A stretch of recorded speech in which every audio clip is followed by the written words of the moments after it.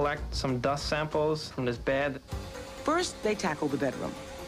We can test this now and see if there's any dust mites. Next is Janelle's 30-year-old pillows, which have never been cleaned.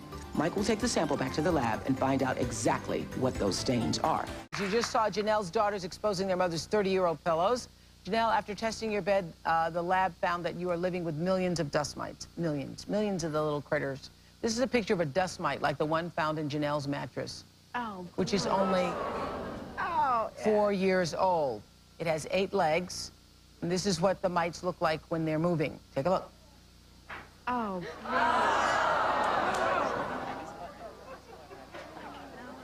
yeah. Oh, gross. There you go. You're not alone. Okay, so how did these dust mites get? Most people have these, though, right? Most people have dust mites, but usually they're there in low numbers. Dust mites live off the skin cells that you slough off. The average person sloughs off about 1.5 million skin cells per hour during the course of the day. When you lay on your pillow or in between your sheets and move around, you're sloughing off cells that can feed these dust mites. And so she has millions of them? She had a very high count. In fact, the highest. She had 14 times the recommended cutoff level. And that can subject you to allergic reactions, dermatitis, and a wheezing in your lungs. You can get respiratory problems. Asthma. I'm surprised you don't have. I do. You do? Yeah, I have a lot of breathing problems. Oh, you It's do? because of all those little critters you're breathing Well, in there. I didn't know that they were in there. Yeah. Wow. Yeah. Okay, how do you get rid of dust mites? The way to get rid of them is to vacuum, continuously vacuum in a very high setting, sucking up your cells periodically. That will prevent the dust mites that are accumulated in your area from coming through into your face and up your nostrils. So how does that make you feel? Will you be able to release your sentimental attachment? Yes, I to have the 30? already. After I saw the dust mites, they're gone. They're gone. They're gone. Good for you.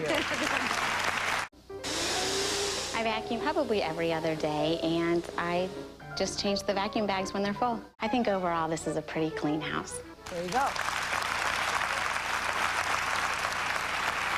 Overall, cute. Okay, Dr. Turner recommends that Gina change her vacuum cleaner bag more often. Why is that? There is an interesting story about the vacuum cleaner. A housewife vacuuming her home, and each time she did, unknowingly, she infected her family with salmonella because she used that vacuum to clean up a food spill in the kitchen. And 3 consecutive weeks, she vacuumed in the presence of her family, and unfortunately, they got salmonella poisoning. Because it spread every time she vacuumed. Because it spread from the bag. Horror movies have thrived on our nightmares about being eaten alive. But there's one animal that's never made it onto the big screen.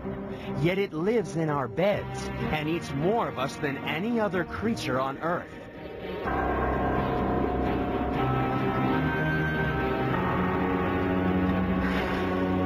Say hello to the dust mite. It's so small that you can't see it without a microscope.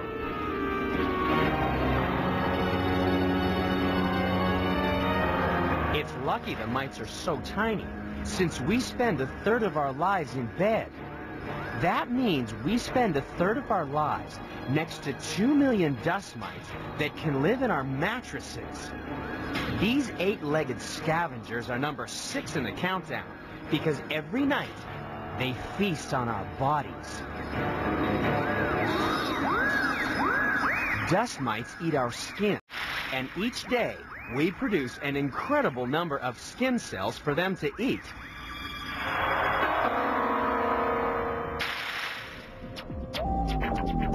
In the next 5 seconds, you will lose more than 4,000 skin cells. It's perfectly natural. It's part of your body's defense system for you to shed more than 1 million dead skin cells every hour. But it means that in just one day, the amount of skin shed by the world's human population would fill a 4-story house. 80% of the dust you see floating in a sunbeam is actually flakes of dead skin. And this is food for the dust mites that live in your bed. Just like any animal, what goes in must come out. And what comes out of a dust mite is a pellet of digested skin. Each day, about 20 of these tiny pellets join the piles of dust mite carcasses and cast off skins that accumulate in your bed. So tonight, when you go to bed, take another look at your pillow. If it's more than a couple of years old, about 10% of its weight will be from dust mites and their droppings.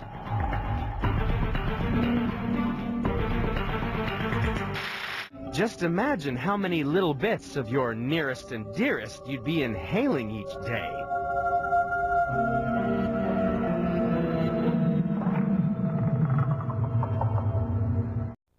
Do you think you're alone? Well, you may think you are, but in fact, you're surrounded by an invisible universe of millions of germs that turn nearly every room in your house into a virtual petri dish. I'm a neat freak. We tend to be a little cleaner, I think, than average. Oh, but there's more to Mike and Cindy's dwelling than meets the eye. If you could examine it under a microscope, you would find the place is literally crawling with all sorts of germs, some potentially harmful. At least that's the way this man sees their house, and he knows all about germs. Dr. Philip Tierno is head of the microbiology department at New York University Hospital. His book, The Secret Life of Germs. There have been at least 11 outbreaks of the Norwalk virus. Tierno says germs can be terrifying. After all, they're behind major outbreaks that can sicken and kill thousands every year. So it's natural that most people, like the Moores, worry that they'll get sick catching something in the outside world and believe their home is a safe haven. But they are wrong, says Tierno. 50 to 80% of foodborne illnesses are contracted by items that are handled in the home. 60% to 65% of all colds are contracted in the home. In the home? In the home. We wanted to put Tierno's theories about germs in the house to the test, and so did the Moores. So we set up a sort of primetime germ challenge. We installed cameras to judge the Moores' daily relationship with germs, to test cleaning and hygiene. Morning, Doctor. Morning.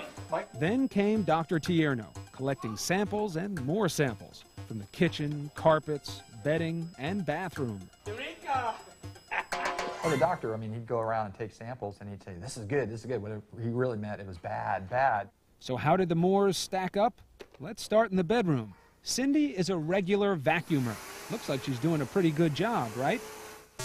Wrong, says Dr. Tierno. When I see this house, I say, this house is every bit as clean as my house, if not more clean. That rug, that carpet is vacuumed. What is the reality through your eyes? Tierno says the proof was in the petri dish. What I found is in the carpeting, very large quantities of fungal spores and extraordinary large numbers of debris and cellular matter, skin cells and hairs. All of which can contribute to allergies and asthma. And considering the state of the bedroom carpet, the doctor was pretty sure he'd find a veritable party between the sheets, a dust mite party. In 5 to 10 years, 10% of the weight of the pillow can be dust mite debris. And what grade would you give the Moore family in terms of the condition of their house? I would give them a C. I've seen a lot of Fs, but I'd give them a C. That's all they get is a C? That house looks pretty And that's clean. generous. Is it being generous, or are you expecting too much? No, I'm not expecting too much. The only thing I'm expecting is the hope that people cut down on unnecessary illness. He gave you a C. You surprised to hear that? Yeah. Yeah. Number 3.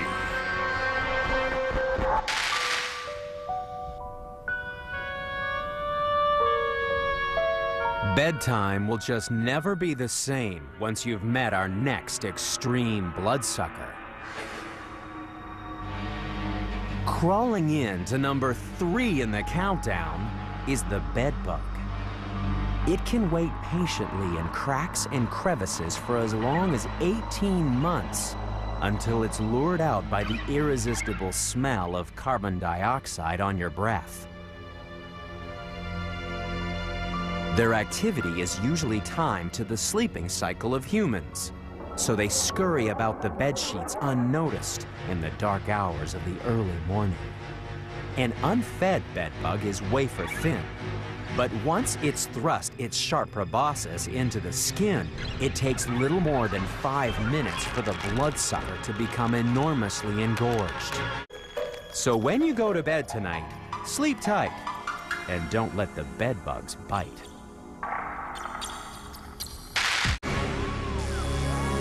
Number 2. Does your home have an uninvited guest? Look closely down in the carpet fibers, and you may find the larvae of our next contender. They won't suck your blood. They're perfectly happy feeding on lint, dead skin cells, and the dry droppings left behind by mom and dad. Eventually, it will spin a sticky cocoon that picks up dirt and debris to make a perfectly camouflaged bunker. It can lie here dormant for a year or more, waiting for a host to arrive. Then, vibrations on the floorboards signal that it's feeding time for the animal that's number 2 in the countdown. The flea has very limited eyesight. Instead, sense organs on its antenna detect movement and increased concentrations of carbon dioxide that signal that a host is nearby. Then, it's time to show why, relative to their body length, fleas are the best jumpers on the planet. A flea can jump 150 times its body length. That's like a human leaping over 700 feet. But the flea is number 2 in the countdown because its blood-sucking abilities are just as impressive. Its mouth is made up of 2 scalpel-like blades with 4 rows of teeth that stab the skin to release the flow of blood. And the flea keeps on biting long after its hunger is satisfied. It uses the excess blood to make tasty droppings for its larvae to live on in the carpet. And since the flea is feeding for its family, it can end up drinking 15 times its own weight in blood.